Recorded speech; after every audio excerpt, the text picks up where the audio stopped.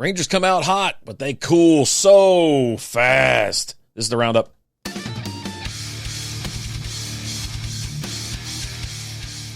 What is going on, everybody? This is RD. This is the Ranger Roundup. How are we doing? Happy Monday to you. Monday, you're listening to this. I actually just finished watching the Game 3 of the 3-game series between the Houston Astros and the Texas Rangers. I said that backwards. Houston hosted the Rangers for 3 games, Friday, Saturday, and Sunday. And, you know, if you were watching the game on Friday, you're like, hey, here we go. The sticks are going.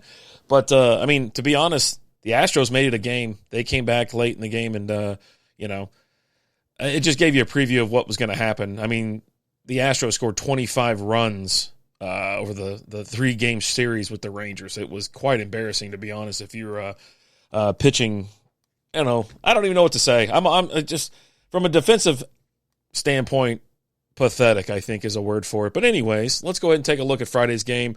Rangers at the time were still first in the AL West, 8-6. And we'll talk more about that at the end of the show. But anyhow, Rangers put up 12 runs on 12 hits, no errors. Astros put up 8 runs on 11 hits and 2 errors. France got the loss. He's 0-2, 8.22 ERA. Dane Dunning gets the win, 2-1 with a 4.50 ERA. Not bad, huh? You're like, okay, cool. But, I mean, let's be honest. You know, the Rangers were out to a crazy jump. They had, they scored 1 in the first, 6 in the third, 1 in the fourth, 4 in the sixth. And you're like, all right, cool. Put this baby to bed. The Astros put up 1 in the first, 2 in the fourth, and then pounded 5 in the seventh. And you're like, this is getting a little too close for comfort. You got kind of nervous, to be honest with you. And then nobody scored after the seventh. Put this thing to bed. Top performers, Tucker 2 for 4, 2 home runs, a walk, 3 RBIs, and 2 runs. Garcia 2 for 3, 2 walks, 2 RBIs, 2 runs, and 2 stolen bases. Excuse me. Myers 2 for 3, got a double, a walk, and 3 RBIs. Tucker had himself a series. Every damn time I turned around, that guy's roping one to right field, hitting a homer, or damn near hitting a home run. As I mentioned, in the comparison, Rangers, had 12 runs versus 8 for the Astros, 12 hits versus 11 for the Astros. Home runs, Astros 2-1 over the Rangers. Total bases 19-17, Astros over the Rangers. Stolen bases, Rangers 2-0. Left on base 7 for the Rangers, 8 for the Astros. And then obviously no errors for the Rangers, but 2 for the Astros. As you're sitting here looking at it, you're like, okay, we got out of this game, got through it, fine, great, grand, wonderful, right? You're like, okay, got some hits. That's something that we've been struggling with lately, getting hits, getting the runners in to score. I just got to take a sip. I'm sorry. It's been a long day already. I know I say that every single week, but every day is a long day for me. And not that great for pitching. I mean, you give up 5 in the seventh, and Dane Dunning did a good job. He really did. But I don't want to sound down on a win. It was a much-needed win against a rival, against the hated Astros. You get a dub, right? Let's just be happy. I'm happy. Moving on. Saturday. I'm not happy anymore. Oh, the Astros beat the Rangers 9-2. Rangers come out swinging, though. 2 runs in the first. They're counted eventually by the Astros in the fourth. They tied up in the fourth, and then the Astros just go to Pound Town in the bottom of the seventh. I was sitting there watching. I couldn't believe it. I think at one point I was like, you know what, I'm turning it off. Because I think Tucker hit a ball. He damn near hit a homer, but then he ends up like doubling or something like that. Knocked in a couple runs, and then Altuve, I think, hit a 3-run jam. Or something. I was like, Jesus Christ. Anyways, here's the box score. Rangers 2 runs on 8 hits, no errors. Astros 9 runs on 14 hits. Abreu gets the dub. He's 1-1 with an 8.10 ERA. Urena gets the loss. He's 0-1, 4.22 ERA. Players of the games are all Astros. Altuve 3 for. There's not a guy that I want to see get hit every single time he comes to the plate more than Altuve. I'll be honest. I like anytime we're watching the game together or something, I'm like, I just plunk him. He's 3 for 5, 2 doubles, hit by pitch, 2 RBIs and 2 runs. Tucker 2 for 3, 2 doubles, 2 walks, 3 RBIs and a run. Blanco 6-inning pitch, 5 hits, 2 earned runs and 5 strikeouts. Yeah, you already know about the runs and hits. Nobody hit a home run. That's where I got confused. Altuve hit a double. I thought it was gone. He hit it off the wall. Total bases, Stros 19-9 for the just beating the Rangers to death on the total bases. Left on base, Rangers had 7. Stros had 13, but I guess when you get a ton of hits, you're going to leave some people out there, right, to dry. All in all, I mean, it was a decent game until you got to the 7th. And then you're like, what the hell's going on? Like, what is happening right now? And, Heaney threw 3 2/3, gave up 4 hits, 2 runs, 2 earned runs, 4 walks, a strikeout or whatever. Latz pitched a inning and a third. Urania an inning and a third. But, and including Pruitt as well, those guys gave up, 2 hits, 6 hits, 2 hits. Urania is the one that really did most of the damage here, gave up 5 runs. Pruitt gave up 2 runs, but absolutely just embarrassing. And then on top of that, like I said, we come out swinging, and then it just goes cold. You're telling me that we could not get one more run, manufacture one more run for 8 innings. That's unreal, unacceptable, unbelievable. So, there you go. So, I don't know. I'm done with that game. Astros win 9-2. So, the series tied. You're going into Sunday like, all right, here we go. Yeah, it's a rubber match here. We got a chance to win a series. Who knows? Who knows what's going to happen? Well, unfortunately, this game, the box score is going to show it a lot closer than what it actually was. The Rangers now, or were they 8-8 at the time of this? 8-7. Okay, no. 8-8 at the beginning of this game, I believe. Stros beat them 8-5. Javier gets the win. He's 2-0 with a 1.54 ERA. Eovaldi gets the loss, 1-1 with a 2.92 ERA. Rangers got a little going in the 4th and the 5th, scored a run each in there, and then Semien hit a 3-run jam in the top of the 9th inning, and then followed up with a Semien or a Seager strikeout, I believe. Or was it a line out? Who gives a shit? Who cares? Stros come out of the gate. First inning got a run, 3rd inning got a run, 4th they put up 3, 7th they put up 3 more, and just kind of walked away from the Rangers. They were just like, all right, we're gone, we're out of here. Players of the game.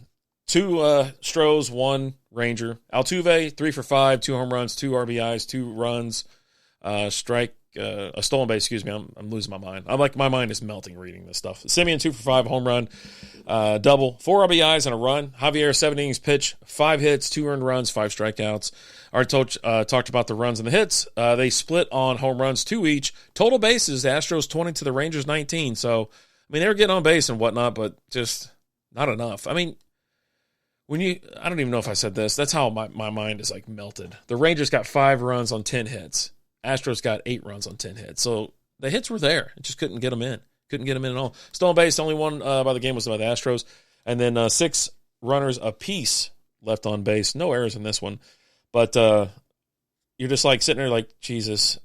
I know it's early. It's April, for crying out loud. I don't want to freak out, but it's hard to watch some of these games. It really is. When they're putting up 2 runs a game, you scored 12 on Friday, and you damn near only scored 4 between 2 on Saturday and 2 on Sunday until a 3-run home run by Semien on the top of the 9th.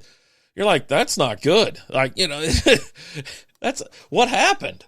And you're seeing it, and they're riddled with injuries right now on the pitching side of things. I did want to make a couple comments here because, God.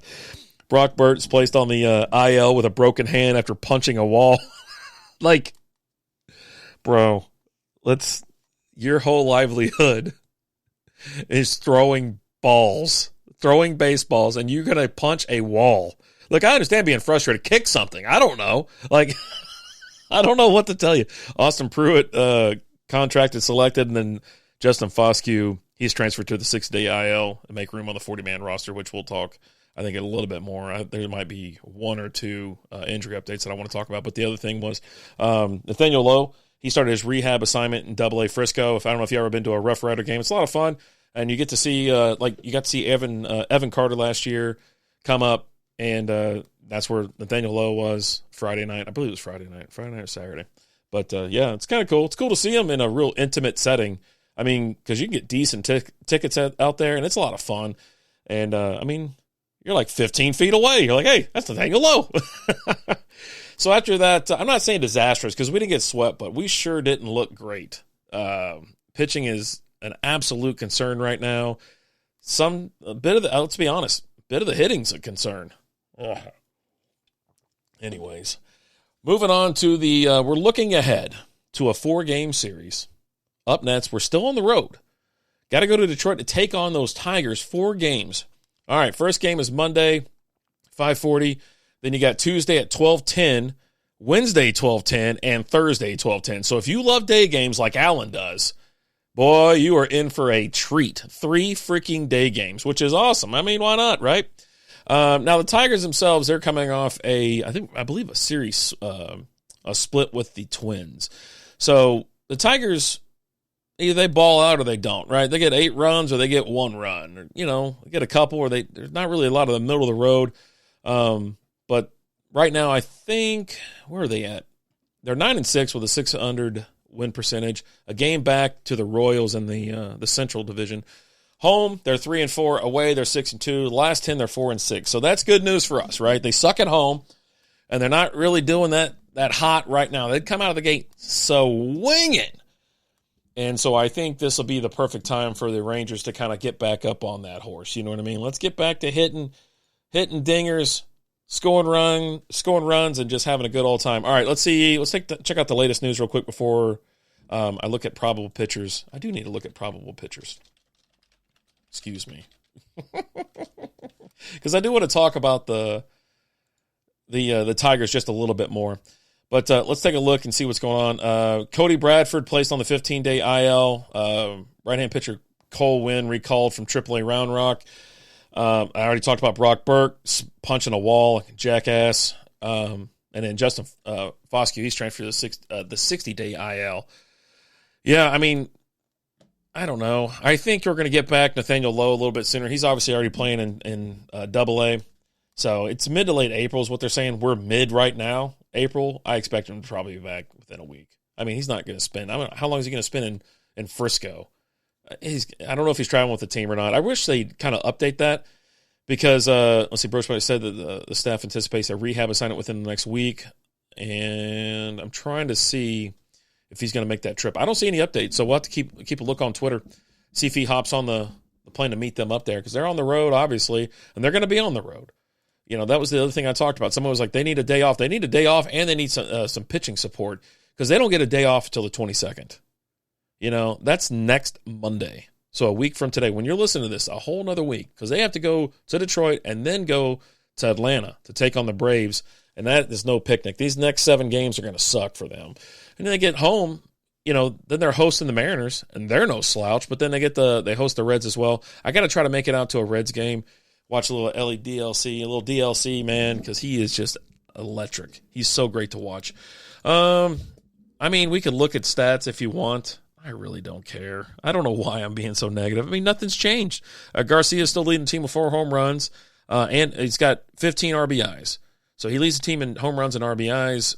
Marcus Semien is right behind him at 14. I don't know. Did I update this? Let me refresh. Semien might have him now. Because by the time I pulled this up, I don't know if Semien hit the home run or not. Yeah, it still shows him at 14. And then Jonah Heim's at 11 RBIs. Young still on the DL, IL, whatever you call it these days. I'm just losing my mind. He obviously leads the team.